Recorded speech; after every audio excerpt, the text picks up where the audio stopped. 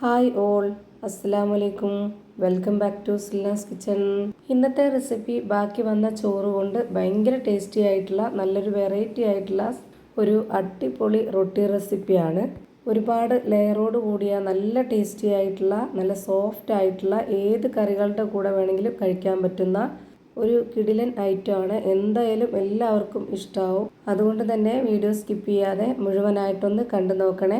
റെസിപ്പിയിലോട്ട് കിടക്കുന്നതിന് മുമ്പായി Silna's kitchen channel ആദ്യമായിട്ട് കാണുന്നവരാണെങ്കിൽ പ്ലീസ് ഒന്ന് സബ്സ്ക്രൈബ് ചെയ്ത് സപ്പോർട്ട് ചെയ്യാനും ഷെയർ ചെയ്യാനും മറക്കരുത്. ഇനി നമുക്ക് ഇതെങ്ങനെയാണ് തയ്യാറാക്കുന്നതെന്ന് നോക്കാം.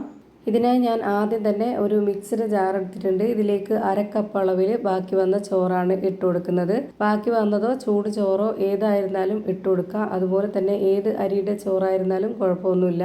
ചോറിട്ട് കൊടുത്ത അതേ കപ്പിൽ തന്നെ ഒരു 1/4 കപ്പ് അളവിൽ വെള്ളം ഒഴിച്ചു കൊടുക്കാം. പിന്നെ ഇതിലേക്ക് ആവശ്യത്തിനുള്ള ഉപ്പും ഒരു നുള്ളു പഞ്ചസാരയും ഇട്ട് കൊടുക്കുന്നുണ്ട്. അപ്പോഴാണ് നമുക്ക് ഈ ഒരു പലഹാരത്തിന് ഒരു പ്രത്യേക ടേസ്റ്റ് കിട്ടുന്നത്. അതുപോലെ തന്നെ ചെറിയൊരു ബ്രൗൺ കളറായിട്ട് കിട്ടുകയും ചെയ്യും. ഇനി ഇതിലേക്ക് 2 സ്പൂൺ അളവിൽ ബട്ടർ ഉരുക്കിയത് ഒഴിച്ചു കൊടുക്കാം. ഇനി ബട്ടർ ഉരുക്കിയത് ഇല്ല എന്നുണ്ടെങ്കിൽ നമ്മൾ സാധാരണ ഏതെങ്കിലും മണമില്ലാത്ത ഓയിൽ ഒഴിച്ചു കൊടുത്താലും മതി. ചോറ് നന്നായിട്ട് അരച്ചെടുത്ത ശേഷം ഇതുപോലെ ഒരു പാത്രത്തിലേക്ക് ഇട്ട് കൊടുക്കുന്നുണ്ട്. മിക്സിയുടെ ജാറിൽ പറ്റി പിടിച്ചിരിക്കുന്നതെല്ലാം ഇതുപോലെ കൈവച്ചിട്ട് തുടച്ചതിലേക്ക് ഇട്ട് കൊടുക്കുക. ജാറിലേക്ക് വെള്ളം ഒഴിക്കാൻ നിൽക്കരുത്, അപ്പോൾ ഇതിൻ്റെ പരുവം തെറ്റിപ്പോവും. ഇനി നമുക്കിതിലേക്ക് മൈദപ്പൊടി ഇട്ട് കൊടുക്കാം. 250 ml കപ്പിൻ്റെ അളവിൽ 2 കപ്പ് മൈദ ഇതിലേക്ക് ഇട്ട് കൊടുക്കാം. ഇനി നമുക്കിതിലേക്ക് വെള്ളമൊന്നും ഇപ്പോൾ തന്നെ ഒഴിച്ചു കൊടുക്കാതെ ആദ്യം തന്നെ കൈവച്ച് നന്നായിട്ടൊന്ന് മിക്സ് ചെയ്തെടുക്കാം. അപ്പോൾ നമുക്ക് ഏകദേശം അറിയാൻ പറ്റും ഇനി ഇതിലേക്ക് എത്രത്തോളം വെള്ളം ഒഴിച്ചു കൊടുക്കണം എന്നുള്ളത്.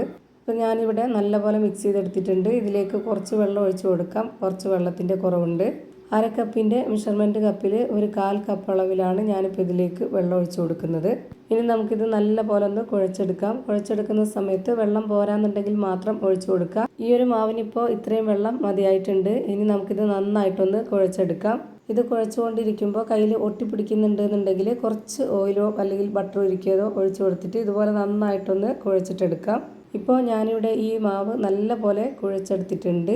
ഞാനിപ്പോൾ ഇത് കുഴച്ചെടുത്തിട്ടുള്ളത് ഈ ഒരു പാത്രത്തിൽ തന്നെ വെച്ചിരുന്നിട്ടാണ്. നിങ്ങൾക്ക് വേണമെന്നുണ്ടെങ്കിൽ കൗണ്ടർ ടോപ്പിലോ അല്ലാന്നുണ്ടെങ്കിൽ ഏതെങ്കിലും പരന്ന പാത്രത്തിലിട്ടിട്ടോ നല്ലപോലെ കുഴച്ചെടുക്കാവുന്നതാണ്. ഞാനിപ്പോൾ ഇതേ അളവിൽ ഈ മാവിൽ നിന്ന് കുറച്ചായിട്ട് എടുത്തിട്ട് മുഴുവനായും ബോൾസാക്കി ഇതുപോലെ മാറ്റുന്നുണ്ട്. ഇതുപോലെ ബോൾസാക്കി എടുക്കുന്ന സമയത്ത് കയ്യിൽ കുറച്ച് ഓയിലോ എണ്ണയോ ഒന്ന് സ്പ്രെഡ് ചെയ്ത് കൊടുക്കുക. എന്നിട്ട് ഇതുപോലെ എല്ലാം ഞാൻ ഇതേപോലെ തന്നെ ബോൾസാക്കി എടുത്തിട്ടുണ്ട്. ഇനി നമുക്കിത് നന്നായിട്ട് പരത്തി എടുക്കണം. അതിനായിട്ട് ഞാനിവിടെ ഒരു ബോർഡ് എടുത്ത് വെച്ചിട്ടുണ്ട്. ആ ഒരു ബോർഡിലേക്ക് കുറച്ച് പൊടി ഇട്ട് കൊടുത്തതിന് ശേഷം ഇതിൽ നിന്ന് ഒരു മാവ് എടുത്തിട്ട് ഇതുപോലെ തിരിച്ചും മറിച്ചൊക്കെ ഇട്ട് കൊടുത്തിട്ട് നല്ല പോലെ ഒന്ന് പരത്തിയെടുക്കണം. എത്രത്തോളം വലിച്ച് പരത്തിയെടുക്കാവോ അത്രയും നന്നായിട്ട് പരത്തിയെടുക്കുക. ഇപ്പോൾ ഇതിന് പ്രത്യേകിച്ച് ആകൃതിയോ ഷേപ്പോ ഒന്നും തന്നെ വേണ്ടതില്ല. അതുകൊണ്ട് നമുക്ക് നന്നായിട്ട് പരത്തിയെടുക്കാൻ എളുപ്പമാണ്.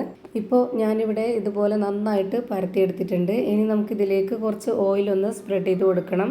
എന്നിട്ട് ഇതിലേക്ക് കുറച്ച് മൈദപ്പൊടി കൂടി ഇട്ട് കൊടുക്കണം. ബട്ടർ ഉരുക്കിയത് ഉണ്ടെന്നുണ്ടെങ്കിൽ അത് സ്പ്രെഡ് ചെയ്ത് കൊടുത്താലും മതി. അല്ലാന്നുണ്ടെങ്കിൽ ഇതുപോലെ ഓയിലൊന്ന് സ്പ്രെഡ് ചെയ്ത് കൊടുത്താൽ മതി. എന്നിട്ട് നമുക്ക് ഇതിൻ്റെ ഈ ഒരു മാവിൻ്റെ ഒരറ്റത്ത് നിന്ന് ഇതുപോലെ മടക്കാം. അതുപോലെ മറ്റേ അറ്റത്ത് നിന്നും മടക്കാം.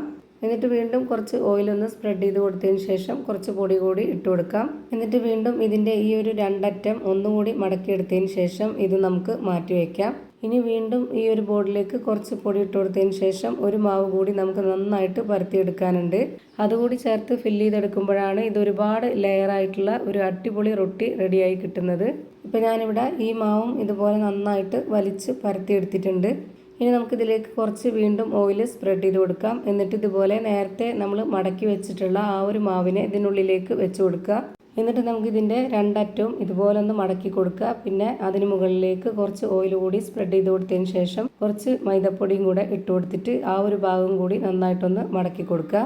ഇതുപോലെ മടക്കി കൊടുത്തതിന് ശേഷം തിരിച്ചും മറിച്ചും നല്ലപോലെ പൊടി ഇട്ട് കൊടുത്തിട്ട് വേണം ഇതൊന്നുകൂടി പരത്തിയെടുക്കണം. ഇതുപോലെ സ്ക്വയർ ആയിട്ട് തന്നെ പരത്തിയെടുക്കുക. നന്നായി പ്രസ് ചെയ്തതിന് ശേഷം ഇത് പരത്തിയെടുക്കേണ്ട ആവശ്യമില്ല. ചെറുതായിട്ടൊന്ന് വെച്ച് കൊടുത്തിട്ട് ഈ ഒരു രീതിയിലൊന്ന് പരത്തിയെടുത്താൽ മതി. അങ്ങനെ നമുക്കിതിനെ തിരിച്ചും മറിച്ച് ഇട്ട് കൊടുത്തിട്ട് ഒന്ന് ഇതേപോലെ ഈ ഒരു വലിപ്പത്തിൽ പരത്തിയെടുക്കുന്നുണ്ട്. ഇനി നമുക്കിത് ചുട്ടെടുക്കുകയാണെന്നുണ്ടെങ്കിൽ നല്ല ലെയറോട് കൂടിയിട്ട് അടിപൊളി ടേസ്റ്റി ആയിട്ട് കിട്ടുന്നതാണ്.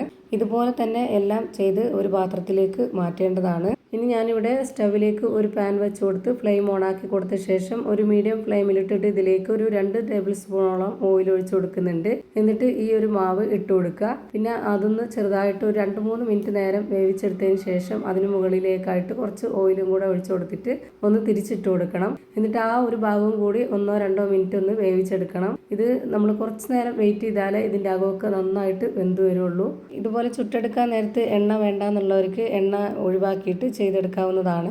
എണ്ണ ഒഴിച്ച് ചുട്ടെടുക്കുമ്പോഴാണ് ഇതിന് പ്രത്യേകമായിട്ട് ലെയറൊക്കെ എടുത്ത് നല്ല ടേസ്റ്റി ആയിട്ടൊക്കെ കിട്ടുന്നത്. ഇപ്പോൾ ഇതിൻ്റെ ഒരു ഭാഗം വെന്ത് കിട്ടിയിട്ടുണ്ട്. ഇനി ഒന്നുകൂടി ഇത് തിരിച്ചിട്ട് കൊടുക്കാം.